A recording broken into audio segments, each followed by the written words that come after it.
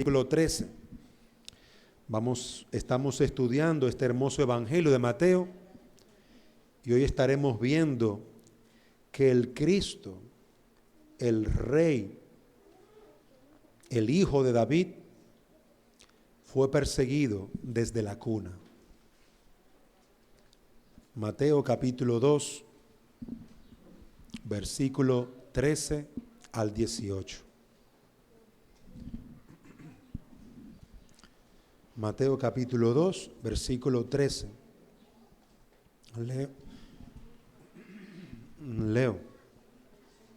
Después de haberse marchado ellos, un ángel del Señor se le apareció a José en sueños, diciendo: levántate, toma al niño y a su madre, y huye a Egipto. Y quédate allí hasta que yo te diga, porque Herodes va a buscar al niño para matarle. Y él, levantándose, tomó de noche al niño y a su madre, y se trasladó a Egipto, y estuvo allá hasta la muerte de Herodes, para que se cumpliera lo que el Señor habló por medio del profeta, diciendo: de Egipto llamé a mi hijo. Entonces Herodes, al verse burlado por los magos, se enfureció en gran manera y mandó matar a todos los niños que había en Belén y en todos sus alrededores, de 2 años para abajo, según el tiempo que había averiguado de los magos. Entonces se cumplió lo que fue dicho por medio del profeta Jeremías, cuando dijo: se oyó una voz en Ramá, llanto y gran lamentación, Raquel que llora a sus hijos y que no quiso ser consolada, porque ya no existen. Amén. El Cristo, el Hijo de David, perseguido desde la cuna. La idea que vamos a estar desarrollando es la siguiente.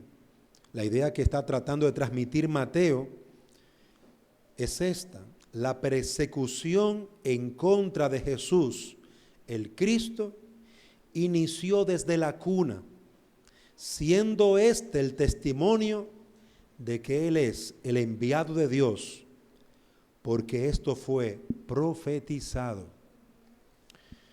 Y vamos a estar viendo esta idea en 2 encabezados. El primer encabezado es la persecución en contra de Jesús, el Cristo, inicia desde la cuna, versículo 13 al 15. Y en segundo lugar, la persecución del rey Herodes contra Jesús desencadenada, versículo 16 al 18.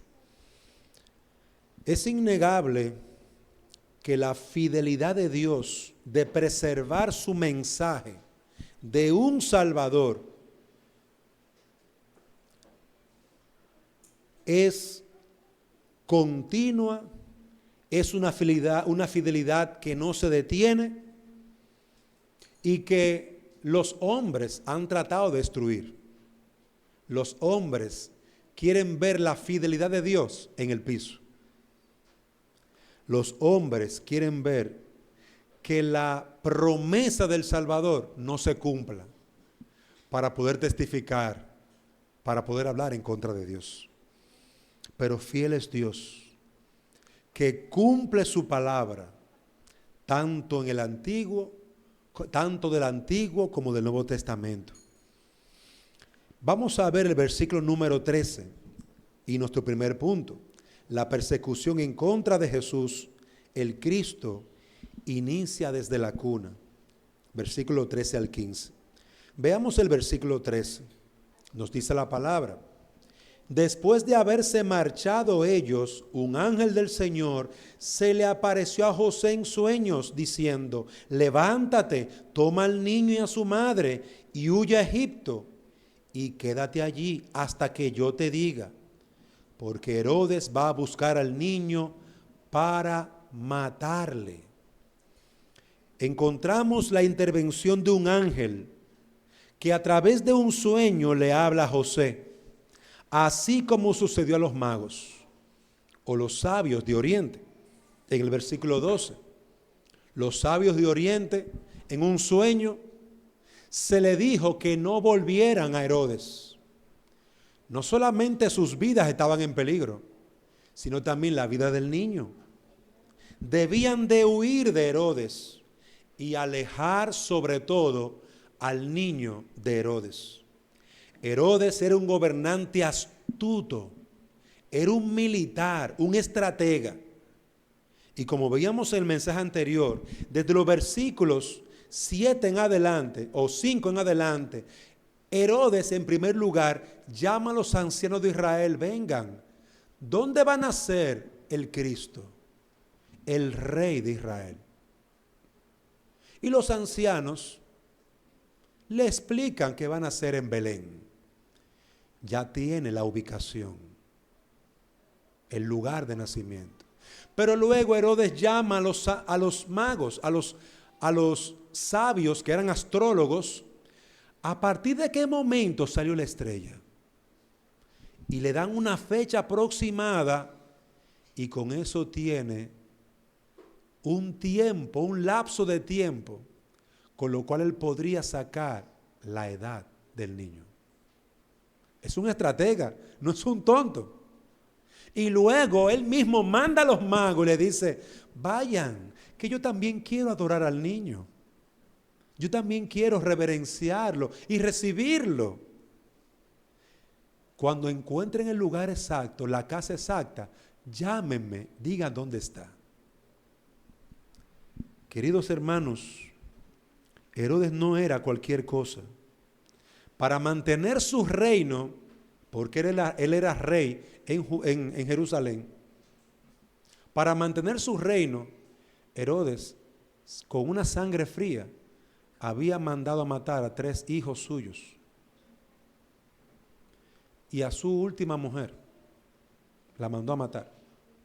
Era un hombre frío y calculador. Pero él entró en pánico cuando vio que las escrituras hablaban del Cristo y cuando se acompañó con esas escrituras también unos sabios que venían leyendo una estrella que anunciaba el nacimiento del Cristo, el Hijo de David. Recordemos que la palabra Cristo viene del hebreo Mesías. Y a su vez Mesías viene del arameo Mashá, que es el ungido. Esa palabra ungido significa alguien que fue apartado por Dios para un servicio solemne, ya sea como rey, como sacerdote, como profeta. Pero escatológicamente hablando, todo Israel esperaba al Mashá, al Mesías, al Cristo, que sería descendiente de David, es decir, hijo del rey, y que también sería el ungido de Dios, con el cual toda la gloria perdida de Israel se restauraría, donde este rey poderoso vencería a los enemigos. Eso es lo que ellos esperaban. Por eso Herodes entra en pánico y trata de encontrar a ese muchacho, a ese niño, antes de que crezca, con el fin de matarlo. Vemos en el versículo 13 cómo el ángel le da orden a José: levántate. En la parte B, un ángel del Señor se le apareció a José en sueños, diciendo: levántate, toma al niño y a su madre y huye a Egipto. En esta parte B del versículo 13 hay una orden, porque Herodes ya había indagado, versículos 5 al 7 de ese mismo capítulo 2, ubicando a Belén y más o menos teniendo una idea de la edad aproximada del niño. Por eso es que más adelante veremos que él mandó a matar a los niños de cierta edad hacia abajo. No era un tonto, era un hombre, un político, un militar, un estratega, y no permitiría que ningún Cristo ningún hijo de David le robara su trono. Sin embargo, Herodes no contaba con la majestad, la gloria y el poder de Dios. No contaba con que Dios guardaba a su Mesías. No contaba con que Dios había colocado un ángel que protegería a ese Jesús, a ese pequeño niño. No contaba con que en sueños este ángel hablaría a José para que saliera rápido y huyera de Belén hacia Egipto. Y allí debía José de permanecer oculto con el niño y su madre hasta que Herodes muriera. En el versículo 14 nos dice el pasaje: y él levantándose tomó de noche al niño y a su madre y se trasladó a Egipto. Miren qué interesante esto. La obediencia de José no se hizo esperar. Y aun siendo de noche, no fue perezoso en cumplir el mandato divino. José no esperó que amaneciera. No esperó comerse la primera tortilla del día. Vámonos, recoge y vámonos. Hay que salir corriendo. El niño y nosotros estamos en peligro, porque Herodes ya indagó. Herodes ya tenía determinado hacer un gran mal. Por revelación se le había dado a José varias cosas.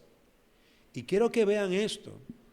A José se le reveló en sueños por un ángel que María había concebido del Espíritu Santo. Como recordarán, a José se le había dado también el privilegio de entender la identidad del niño. Era un ser santo, no era un hombre común. Pero a José también se le había comisionado como un ángel protector para este niño. Como padre, José tenía que cuidar, proteger a su madre, a la madre y al niño. Y ese era el trabajo encomiable que José tenía desde el principio. José, recibe a María tu mujer, porque lo que es engendrado en ella es del Espíritu Santo. Y José entendió, y José aceptó. No hubo réplica, aceptó a su mujer y no la conoció, no tuvo intimidad con ella hasta que ella dio a luz. Pero la tarea de José no termina ahí. José, toma a la mujer, toma a la madre, toma al niño y sal corriendo. Y este salir es hablando de una huida, huye por tu vida. Huye por la vida del niño. Dios lo había hecho un ángel protector, un protector. Y qué hermoso ver a un hombre actuando como un hombre, como un hombre. Qué hermoso ver al hombre de Dios, a todo hijo de Dios, a todo creyente, cumpliendo con el solemne deber que Dios le ha dado como padre. Eso es hermoso. Cuando tú ves a un hombre con coraje, con gallardía, un hombre con valor para tomar decisiones y cuidar a su esposa y a sus hijos. Eso es ser un hombre cristiano. Ese es el tipo de hombre que toda mujer debe de buscar. Toda mujer piadosa no se puede conformar con el primer loco que aparezca, peinadito, peladito, lavadito de ropa. No se conforme con eso, eso no es suficiente. Debe ser un hombre de coraje, un hombre de valor, un hombre que conozca cuáles son sus responsabilidades. No un muchacho loco. Un hombre que pueda interponer la seguridad de su familia antes que sus deseos machistas y egoístas. Un hombre que cuide, que use esos hombrotes que tiene y esa manota, porque Dios nos da una manota grande. ¿Usted sabe para qué es eso? Para trabajar, para alimentar, para proteger, para guardar. Ese era el trabajo de José y de todo hombre de Dios. José dejó su seguridad y tranquilidad en Belén para proteger, para cuidar, para alimentar y para guiar a su familia a un lugar seguro. Es un hermoso testimonio. Cuando usted escucha las dificultades que mujeres y hombres pasan al criar a sus hijos. Es una de las grandes cosas de las cuales alabamos a nuestras hermanas. Una vida sacrificial. Y eso es lo que debemos de escuchar de los hombres. Es una vida sacrificial la que debe tener todo hombre de Dios. Pasemos al versículo 15. Y estuvo allá hasta la muerte de Herodes, para que se cumpliera lo que el Señor habló por medio del profeta, diciendo: de Egipto llamé a mi hijo. Su estadía en Egipto sería hasta la muerte del que había descubierto algo que otros no habían visto. Hermanos, Herodes fue un hombre que entendió mucho más de lo que podemos nosotros entender en cuanto al Salvador en su nacimiento. Porque este Herodes vio a un potencial y poderoso enemigo delante de él. Él no solamente estaba viendo un niño, le estaba viendo más. Él estaba viendo el levantamiento de un reinado que hacía años, siglos, que no existía. Hermano, la Biblia habla de lo poderoso que fue David en su reinado. Todo el mundo le pagaba tributo. Todas las naciones de alrededor a David le pagaban. A Salomón le pagaban. Ellos no pagaban. Era una nación poderosa. Era algo como una potencia, Israel, en los días de David y de Salomón. Una potencia, hermanos. No era cualquier cosa lo que estaba delante de Herodes. Y yo creo que de entre los impíos, Herodes, el grande, porque así le pusieron el título a él, fue uno de los que entendió el gran peligro que no solamente para él, sino para todo el imperio romano tenía este rey, hijo de David, si se levantaba. ¿Y qué hizo Herodes? Lo convirtió en su objetivo. Esto se repetiría una y otra vez. Jesús se convertiría en el objetivo de todo aquel que entendiera quién era Él. Esto es importante verlo porque muchas veces no entendemos ¿y por qué Él murió? ¿Y por qué Él murió? ¿Por qué lo persiguieron? Es que tú no llegas a entender lo que esos enemigos de Jesús entendieron. Entendieron qué peligroso era este hombre. Entendieron la responsabilidad que él tenía sobre sus hombros. Herodes lo entendió y trató de matarlo. Otros hombres, como los fariseos, yo creo que también lo entendieron. Porque uno de ellos, en cierta manera profetizando, dijo: es mejor que muera un hombre y no toda una nación. Caifás. Es decir, es mejor que muera un hombre y no toda una nación. ¿Qué potencial tiene este hombre para que las masas lo sigan? ¿Quién es este hombre? ¿Con qué autoridad tú haces estas cosas? La gente le escuchaba. La gente le seguía. En un solo día reunió 4,000 personas. ¿Quién era este hombre? Aún los discípulos se preguntaban: ¿quién era este hombre? que aún el mar y el viento le obedecen. Señores, conocer quién es Jesús, entender quién es Jesús, cambiaría tu estilo de vida, tu manera de ver el mundo. Cambiaría. Por eso podemos encontrar Mateo 16, 20, Mateo 26, 28, Mateo 27, 22 y muchos otros pasajes que hablan de cómo persiguieron a Jesús cuando entendieron quién era Él.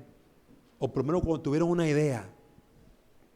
Fue perseguido y Jesucristo sería perseguido hasta el final de sus vidas. Aquí el Mateo, al mirar el versículo 15, al final, ve Mateo el cumplimiento de las Escrituras cuando se habla de que él será llamado de Egipto. El Señor habló por medio del profeta diciendo: de Egipto llamé a mi hijo. Ese es un pasaje de Oseas, capítulo 11, versículo 1. Y Mateo utiliza la escritura hebrea. Era comúnmente para estos libros del Nuevo Testamento que usar la Septuaginta. No sé si ustedes recuerdan que la Septuaginta es una traducción de los idiomas hebreos del Antiguo Testamento en hebreo traducido al griego. Mateo no utilizó esa traducción, sino que utilizó la frase en su idioma hebrea por el doble propósito que él entendía. En primer lugar, se refería a la salida del pueblo de Dios de Egipto. Es decir, el profeta Oseas, en ese pasaje, de Egipto llamé a mi hijo, se está refiriendo en primer lugar a Israel estando en Egipto y cómo Dios lo sacó, lo llamó. Pero también Mateo observa algo más. Observa que también hacía referencia a la salvación a Israel, a la salvación que en Israel ahora se encontraba en Egipto, que era su hijo. Y por lo tanto él llamaba a su hijo para que hiciera su obra, para que completara el mandato escritural. Y este ejemplo lo podemos ver en otras personas de las Escrituras. Por ejemplo, de un doble cumplimiento. Dice la Escritura en Génesis que Dios mandó a José a Egipto. José llegó preso como un esclavo allá a Egipto. Pero también en segundo lugar, las Escrituras dicen que José fue llevado a Egipto como un esclavo para salvar a mucho pueblo y para preparar un lugar para el pueblo de Israel, para el pueblo de Dios. Y no diría, entonces, ¿José fue llevado a Egipto esclavo o José fue llevado allí para que él salvara a mucho pueblo? Y ambas cosas se estaban cumpliendo. Eso es un solo ejemplo, porque hay otros más en la que hay un doble cumplimiento. Un cumplimiento en el momento en que se traen las Escrituras, pero también, o de exhortación y de ánimo al pueblo de Dios, pero también hay un cumplimiento más adelante. Y lo vemos en textos como el libro de los Salmos, el Salmo 110, hablando de la grandeza del Señor y de cómo Él libraría a Israel.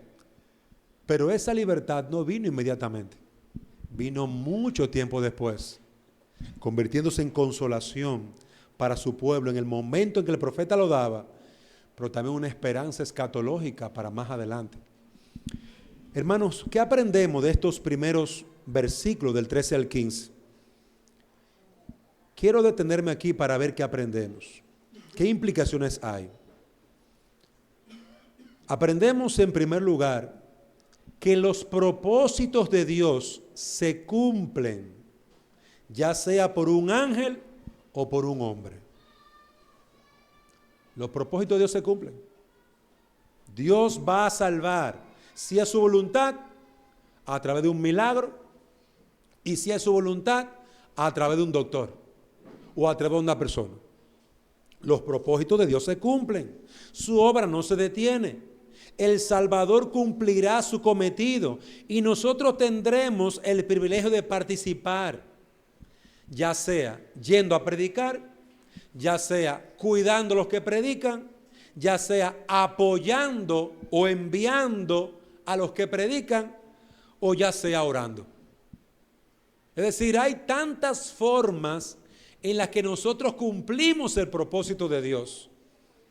Tantas maneras por las que Dios cumple su propósito, que nosotros tenemos que entender, los propósitos de Dios se van a cumplir siempre. La voluntad de Dios es perfecta y no va a cambiar, hermanos. Ahora, la pregunta que yo tengo que hacerme es, ¿estoy yo involucrado en la obra del Señor? ¿Estoy yo enviando a alguien y apoyándolo económicamente para que haga la obra de Dios? ¿O estoy yo yendo a hacer esa obra? ¿O estoy yo orando por esa persona? Porque, amado hermano, cada elemento es importantísimo. Se necesitan hombres y mujeres que vayan a hacer la obra de Dios. Pero no todo el mundo puede ir. Se necesitan otros que se queden aquí apoyando esa obra del que ya ha ido. Pero no se queda ahí. Se necesita que otros oren para que esa obra, que no se hace por brazo de hombre, sino por el Espíritu de Dios, continúe. Cada acto que realizamos es necesario. Y amados hermanos, pregúntate, ¿estás tú involucrado en la obra del Señor? Si lo estás, ¿qué estás haciendo? ¿Estás yendo? ¿Estás apoyando? ¿Estás orando? ¿Cómo nos estamos involucrando? Pasemos a nuestro segundo y último punto. La persecución desencadenada del rey contra Jesús. En el versículo 16 nos dice la palabra: entonces Herodes, al verse burlado por los magos, se enfureció en gran manera y mandó matar a todos los niños que había en Belén y en todos sus alrededores, de 2 años para abajo, según el tiempo que había averiguado de los magos. Observemos aquí en este versículo 16 que los sabios o los magos, obedeciendo a la visión divina, huyeron de Herodes. Volvieron a su casa por otro lado. ¿Y sabe qué sucedió? Herodes se dio cuenta y toda su ira, enojo, lo desató sobre Belén. Esa ira y enojo era sobre el niño, pero como no le ayudaron los magos y no se involucraron en la maldad que le estaba planificando, entonces él determinó matar a todos los niños de un pueblo entero y sus alrededores. Piense esa locura. ¿Cuántos niños habrán muerto en un solo día menores de 2 años? ¿Cuántos niños? Solamente porque Herodes quería mantener su poder. Solamente porque Herodes veía en un niño un gran enemigo. Hermanos, observad la impiedad y la maldad de este hombre. Qué tragedia, la sed de poder de este hombre. No es única. No es única. Cuando Israel estaba en Egipto, ¿no se acuerdan cómo en Éxodo capítulo 1 el faraón de Egipto mandó a tirar a todos los varoncitos que nacían al río Nilo? A los varones, a las niñas no, a los varones. Para que los cocodrilos se comieran a los niños, para que se ahogaran los varones. Y fue en ese tiempo en que Moisés, el que iba a libertar a ese pueblo por la mano de Dios, Nació en ese tiempo que estaban echando los varoncitos al río. Por eso es su nombre. Moisés, eso es lo que significa. Sacado del río o tomado del río. ¿Perdón? Sacado de las aguas. Porque él fue echado, pero por la misericordia de Dios, en un envase protegido, una canasta calafateada. Hermanos, observen esto que está sucediendo. No es solamente Herodes, es que todos los reyes, todos los hombres y mujeres de poder que ven un problema en la iglesia, que ven un problema en sus líderes, ¿sabe lo que hacen? Los persiguen. Persiguen a la iglesia, como persiguieron al Señor Jesucristo, como persiguieron a Moisés. La falta de temor de Dios, la falta de temor de Dios en el corazón de los hombres, eso es lo que produce muerte y destrucción. El Salmo 2, versículos 2 y 3 dice: se levantarán los reyes de la tierra y príncipes consultarán unidos contra Jehová y contra su ungido, diciendo: rompamos sus ligaduras y echemos de nosotros sus cuerdas. Hermanos, ese versículo se repite una y otra vez. Las naciones no quieren a Dios, no quieren la palabra de Dios, no quieren la influencia del evangelio y de las iglesias que predican la verdad. Esta historia se repite a lo largo de toda la historia de la humanidad. Por causa de Cristo, por causa de Dios, la iglesia sigue siendo perseguida. Hoy es perseguida. Pero la iglesia permanece porque no es una obra de, no es un trabajo de hombre, es la obra de Dios. Por eso es que la iglesia permanece hasta el día de hoy. Aunque la persigan y la masacren, como hicieron con esos niños y Belén. Era Belén, la ciudad del gran rey, que estaba siendo masacrada por su propio rey. Hechos capítulo 5, 39, hablando un hombre a los fariseos: ahora os digo, apartaos de estos hombres, dejadlos, porque si este consejo o esta obra es de los hombres, se desvanecerá.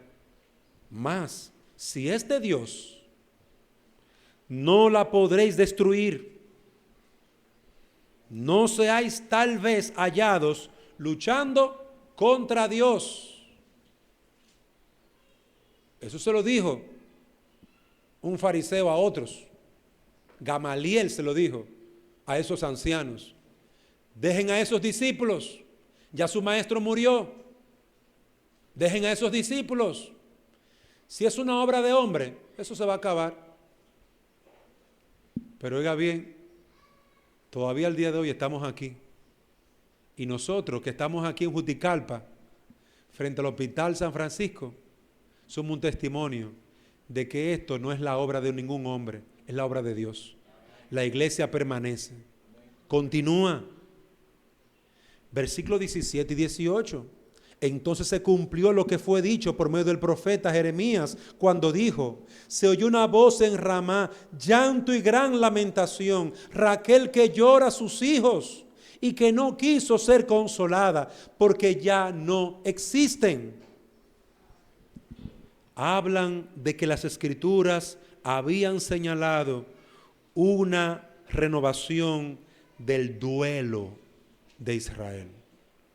Una vez más, Israel estaba en un duelo. El profeta Jeremías, en Jeremías 31:15, habla de Raquel, pero al momento en que Jeremías habla de Raquel, ya ella había muerto. Es decir, Jeremías está hablando de los hijos de Raquel, los benjamitas. Benjamín iba a ser arrasada y destruida por el imperio babilónico. Y el profeta Jeremías, lamentándose de esta desgracia, dice: la madre muerta, Raquel, llora por sus hijos. Raquel años había ya muerto, había muerto ya. Pero Jeremías hace un recordatorio de una madre, la madre de esa gran tribu Benjamín, que estaba siendo devastada, iba a ser destruida. Raquel, decía Jeremías, desde la tumba llora por sus hijos. Y amado hermano, aquí Mateo hace referencia una vez más a esto, de forma figurativa, como una forma de expresar la gran lamentación de que nuevamente había luto sobre otra tribu de Israel. Otra tribu lloraba y como aquella vez se lamentaban: ay Raquel, si tú estuvieras viva, llorarías a tus hijos. Así se lamentaban en el presente, desde la tumba, pronunciando ese doble lamento por la pérdida de sus hijos. Estos actos atroces, hermanos, se siguen cumpliendo al día de hoy. Se siguen cumpliendo al día de hoy. En el día de hoy hay una persecución sobre las naciones, sobre los pueblos. Se les está exigiendo a cada nación que sea un gobierno, una nación laica. ¿Sabe lo que significa eso? La palabra laica viene del latín, laicus. Y esa palabra lo que significa es independiente de toda confesión religiosa, independiente de Dios. Cuando se dice que el Estado es un Estado laico, lo que está diciendo es que no tenemos nada que ver con los principios y enseñanzas de Dios y su palabra. Eso es lo que están diciendo. De ahí, en consecuencia, vamos a dictar todas las leyes habidas y por haber, sin ningún principio que nos regule de fe, de moral, de ética cristiana. Ese es el punto, hermano, y eso se está promoviendo en todas las naciones, por los Estados Unidos, por la ONU. Eso es abierto. Creo que fue antes de ayer que escuché a Bukele en un video ahí de los que él sale hablando, donde él decía: nos están exigiendo que seamos un pueblo laico. Usó la palabra, esta misma palabra. Pero nosotros somos un pueblo que creemos en Dios. Y me llama la atención, hermanos, y yo no quiero poner como ejemplo a ningún hombre, porque todos somos falaces, todos nos equivocamos. En algún momento él meterá su pie y hará sus cosas mal hechas. Pero lo que él dijo ahí es importante. Se está exigiendo, hermano, desde las grandes potencias, que las naciones sean laicas, que saquen a Dios de sus casas, que saquen a Dios de sus gobiernos, que saquen a Dios de sus corazones, que no se tenga ningún principio moral ni ético, social, para dar un orden a esta sociedad, para dirigir a las familias. Hermanos, si usted entra a la página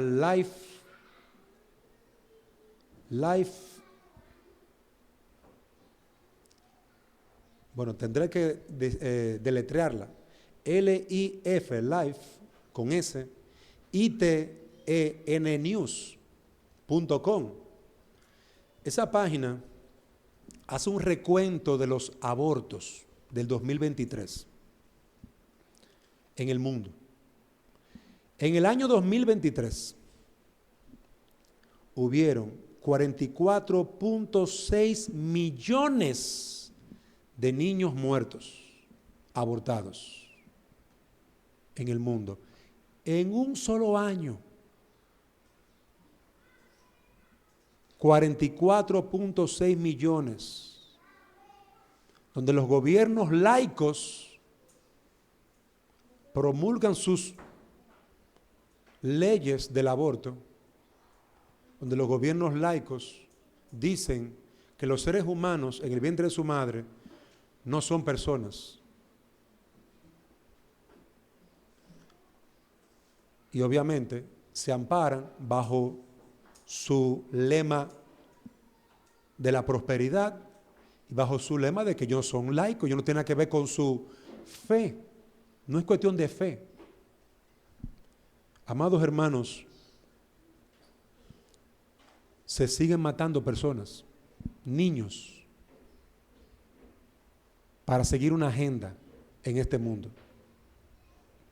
Para seguir una agenda. Como Herodes tenía su agenda. Como el rey de Egipto tenía su agenda. Aquí también hay una agenda. La maldad del hombre se sigue extendiendo como en los días de Noé. Se sigue extendiendo por todo el mundo. Y el holocausto nazi que perpetraron los alemanes, teniendo como cabeza a Hitler, que mató más de 6 millones de judíos, mal contado, muy mal contado. Queridos hermanos, se sigue haciendo, se sigue desarrollando. Tenemos un holocausto mundial ahora. Tenemos un holocausto global. Y las naciones poderosas son las que están enfrente de estas cosas, obligando a naciones como todas las pequeñas naciones, para que se vuelvan como ellos, una nación moderna, laica. No tiene nada que ver con la fe cristiana y obviamente pueden promulgar el tipo de leyes que les dé la gana, según su parecer. 44.6 millones de niños abortados en un solo año, 2023. ¿No sería eso un genocidio, un holocausto? ¿O es parte de la modernidad matar a nuestros niños? Y no solamente los niños, a nuestros ancianos también, porque ya no son productivos, porque ya no pueden trabajar como antes, no pueden ganar igual que antes.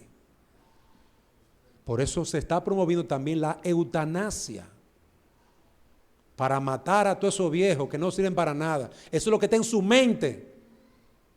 Eso es lo que está en su mente y eso es lo que promueven. Queridos hermanos, esta falta de humanidad continúa en el día de hoy. No solamente fue en los tiempos de Herodes, también continúa en el día de hoy. ¿Qué aprendemos de esto? Queridos hermanos, la persecución que se levantó contra Jesús sigue siendo real hoy, como lo fue ayer. La incredulidad y la dureza de los corazones sigue siendo igual hoy, como lo fue ayer. Y debemos de entender, queridos hermanos, que deberemos de perseverar. En algunas ocasiones tendremos que huir, como tuvo que huir José. Irse para otra nación, irse para otro campo, porque predicamos a Cristo y la gente no quiere escuchar de Cristo, les es un tropiezo. No quiere que se metan con sus clínicas abortivas, no quieren que se metan con su vida depravada, abusando de niñas, abusando de niños. No quiere que se metan con sus vidas, que la iglesia se calle. Eso es lo que la gente quiere, que dejemos de predicar el evangelio y las implicaciones de este evangelio. Hermanos, tenemos que prepararnos para la persecución, porque tendremos que huir de algunos lugares, tendremos que predicar en otros lugares, tendremos que morir predicando el evangelio. Esa es la consecuencia directa de la persecución sobre Jesús. La iglesia debe entender esto, el evangelio debe ser predicado. Hay almas perdidas aquí en Olancho, aquí en Juticalpa, que tenemos que alcanzar. En Honduras que tenemos que alcanzar. Amados hermanos, la guerra no es contra la iglesia. La guerra no es entre nosotros. Es para ganar las almas perdidas. Es la verdadera batalla. Ganar las almas perdidas que se están, hermanos, yendo al infierno. Así están las almas perdidas. Mientras la iglesia pierde tiempo con comité de comida, comité de ayuda, comité de ancianos, comité de jóvenes, comité de 1000 cosas, no están predicando el evangelio porque están demasiado ocupados dentro de la iglesia, alimentando su soberbia y su orgullo.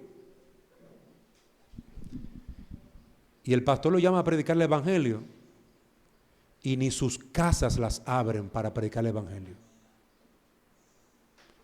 El propósito no somos nosotros, es la gloria de Dios, hermano. El propósito no es la iglesia, es la gloria de Dios. Tenemos que trabajar, hermanos, con el corazón nuestro, porque no hemos entendido el evangelio, aunque tenemos 40 años en él. No lo hemos entendido. Y a la primera dificultad, tiramos todo para arriba. A la primera dificultad, dejamos de congregarnos. A la primera dificultad, dejamos de adorar a Dios. A la primera dificultad, somos enemigos de todo el mundo. Queridos hermanos, si piensas así, tú no has entendido el evangelio, no importa la cantidad de años que tenga en él. No tienes ni idea del precio del evangelio, del precio que le costó a Cristo, desde su nacimiento siendo perseguido, hasta que fue llevado a la cruz. ¿Usted cree que si usted es discípulo fiel de Cristo, a usted no lo van a perseguir? De usted no van a hablar. A usted no lo van a clavar los cuchillos por la espalda. Si usted es un siervo de Cristo y hace la obra de Dios, usted va a sufrir persecución. Y eso es lo que está sufriendo la iglesia hoy. Algunas aplicaciones. Y con esto concluyo. La obra de Dios, en primer lugar, continúa avanzando en medio de la persecución. Hermanos, el Salvador desde su nacimiento fue puesto su cabeza, se le fue puesto a la cabeza un precio. No obstante las amenazas y las obras de los reyes, el Cristo y su iglesia sigue triunfante, continúa con el propósito de Dios de alcanzar las almas y de llevarlas al reino de los cielos. Continúa el propósito, id a hacer discípulos, id a hacer discípulos. Pablo decía, yo soy judío para los judíos y gentil para los gentiles, para ganar de alguna forma a alguno para Cristo. Ese es nuestro propósito. Hermanos, unámonos al ejército de creyentes que ya están predicando el evangelio, buscando las ovejas perdidas, buscando al corazón de aquellos que están sin esperanza y sin Dios. Busquémoslo. En segundo lugar, los hombres y las mujeres de Dios debemos ser obedientes a la instrucción de someternos a su palabra. Es el lugar más seguro para tu alma, obedecer a Dios. No hay otra seguridad. Observe bien. Es en la obediencia que está la seguridad. El que quiera salvar su vida, la perderá. Pero el que pierda su vida por causa de mí, éste la salvará. Ay, no, yo me voy. En esa iglesia no se puede. El que quiera ganar su vida la perderá. Estás demasiado centrado en ti mismo. Yo. Cuando el yoyómetro está muy alto, el yoyómetro es un instrumento, hermano, para medir el orgullo. Cuando usted tiene que grabarse en el celular y dejarlo grabado el día entero. Y cuando usted escucha que nada más dice yo esto, yo aquel, yo lo otro, yo, y usted escucha de 1.000.000 de palabras, 800.000 veces yo, ya usted sabe que el yoyómetro está muy alto. Clame a Dios y humíllese, porque mire, su orgullo no lo va a dejar servir ni crecer en la iglesia del Señor. En la iglesia del Señor, porque un club social le motivan al orgullo. ¿Quiere hacer actividades? Usted es la encargada de estas actividades. Y hay muchas más actividades. Termine ahí que todavía nos quedan más. Porque le van a dar por el yo. Para que usted se sienta yo realizado. Para que usted se sienta yo amado. Para que usted se vea yo prosperado. Para que usted entienda yo animado y fortalecido. Y yo esto. Y yo aquello. Y yo. ¿Eres un idólatra? Tú eres tu propio ídolo. Amado hermano, nuestro Salvador vino a servir.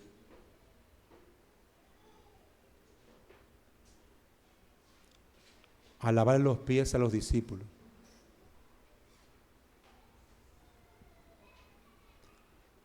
Si quieres comité, aquí no lo vas a encontrar. Si quieres jefatura, aquí no la vas a encontrar. Si quieres ganar almas para Cristo, este es el lugar. Si quieres servir a los hermanos, de acuerdo a su problema y necesidad, aquí es el lugar. Tiene un precio servir al Señor. No es gratis, como la gente piensa. El precio eres tú mismo. Niégate a ti mismo. Toma tu cruz y ve donde Glenn del Malte. Niégate a ti mismo. Toma tu cruz y recoge todos esos chigüines que andan por ahí pidiendo. Vean que yo le voy a dar el pan de vida. Y dale un pan con fresco, natural. Y luego enseña la palabra de Dios. Tú vas a ver que se te vayan de la casa de niños. Pues yo no sabía que había tantos niños aquí en Juticalpa. No doy abasto. Bueno, es que tú le estás dando dos cosas. Le llenas la barriguita porque tienen hambre.